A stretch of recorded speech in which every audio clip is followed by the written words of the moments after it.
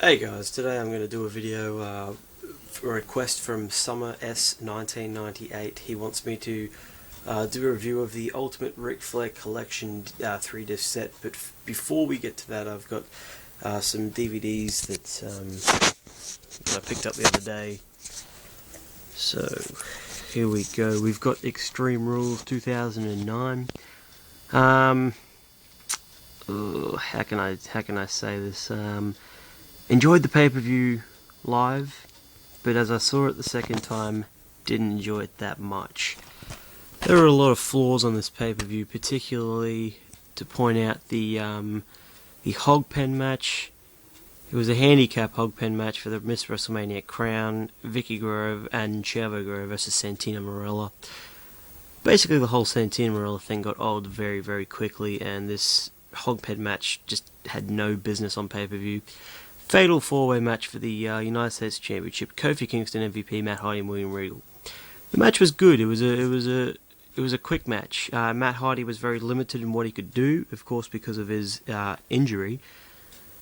But it was good for what it was worth. It was only about 4, 5, 6 minutes, and we got a little bit some good stuff in that.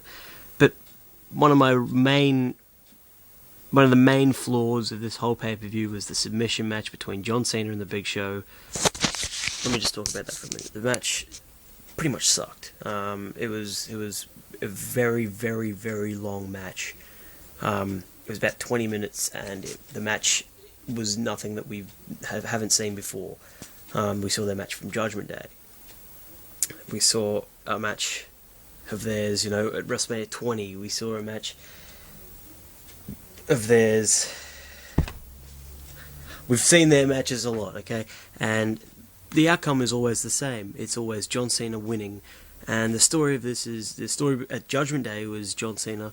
He can't overcome the might and the brute force and the power of the Big Show. What a load of crap. John Cena is Superman. He'll beat anyone. And he'll get beaten down the whole match and then all of a sudden just pull one out of his ass and win the match. And that's what we got, and their rivalry was completely pointless, and it was just completely and utterly boring. Seriously. Anyway, we got the ladder match for the World Heavyweight Championship, that was good, and CM Punk cashed his money in the back at the end. Enough talk about Extreme Rules. Now we've got Allied Powers, World's Greatest Tag Teams. It was okay. Wasn't really that great, to be honest.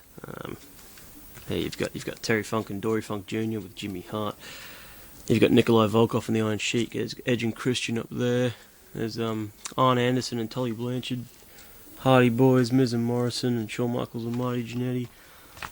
It's basically just a whole heap of tag team matches. They're not in any particular order. They're just all over the place. And it's hosted by Miz and Morrison. Yeah, it's a couple of extras. There's an extra on here with Miz and Morrison with their what is it? It's like a music video. They're rapping about crime time. It's pretty sad. But yeah, not the best DVD, but it's okay. I just want to talk about some of the DVDs that are coming out soon. I've heard that the WWE are releasing a Best of SmackDown 10th Anniversary set, which I cannot wait to come out. That is going to be friggin' insane.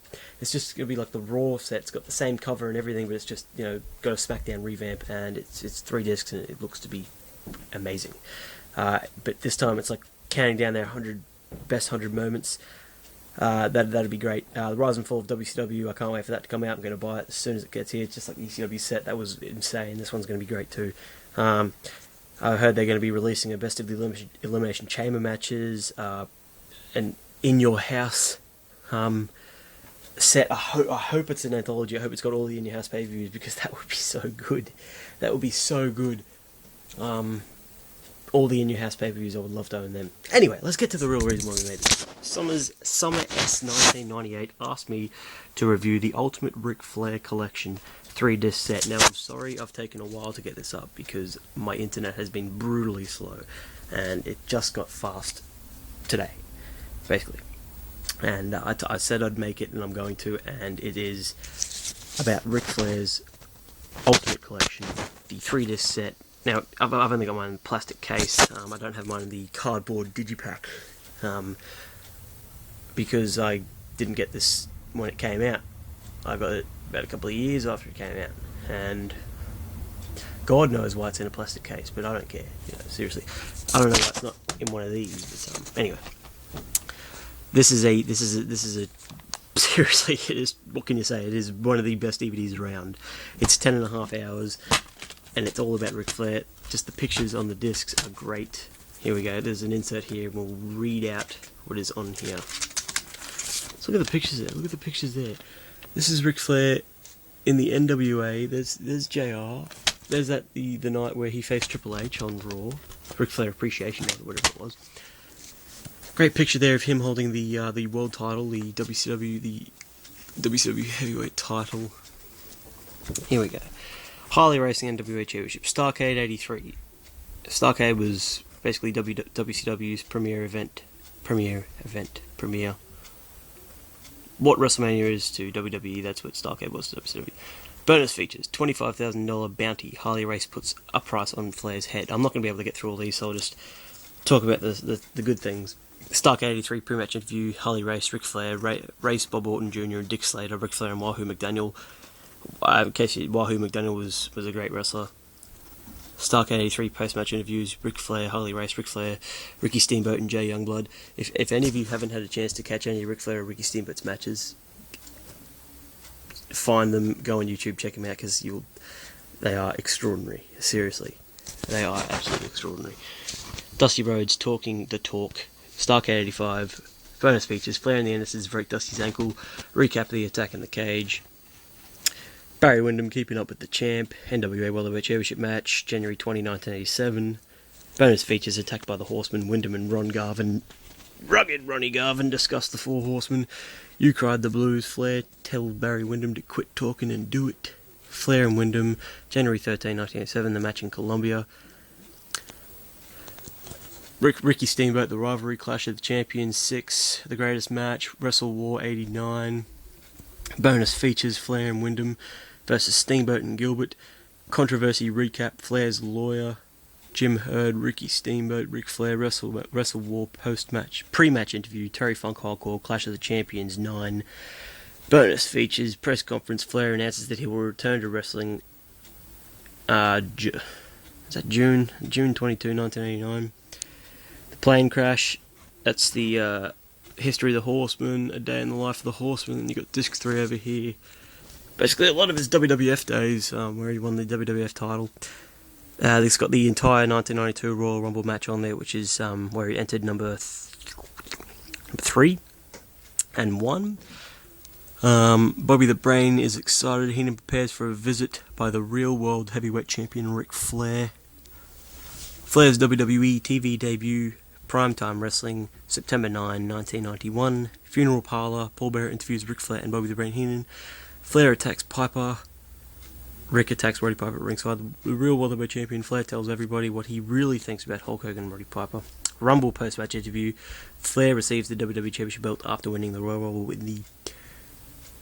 in probably the great interview after the end, where he says, "With a tear in my eye, this is the greatest moment in my life." Sting defining an era. Clash of the Champions 27. Bonus features. Kicked out of the Horsemen. The Four Horsemen kick Sting out of the group, reeking of sex appeal. Flair cuts another funny promo on Sting. Ladies and gentlemen, Sting pre-match interview with Gene Oakland. A special night in Greenville. This was the night on Raw in 2003 where he faced Triple H, and everyone basically came out and showed appreciation for the man because he's one of the greatest, and this is a very good DVD. I've watched it countless times. I haven't watched it recently, but I have watched it when I got it about 3-4 years ago. Watched it start to finish, and it was great. I haven't picked up the definitive Ric Flair collection. The newer one. I probably will, but haven't picked it up yet. So anyway,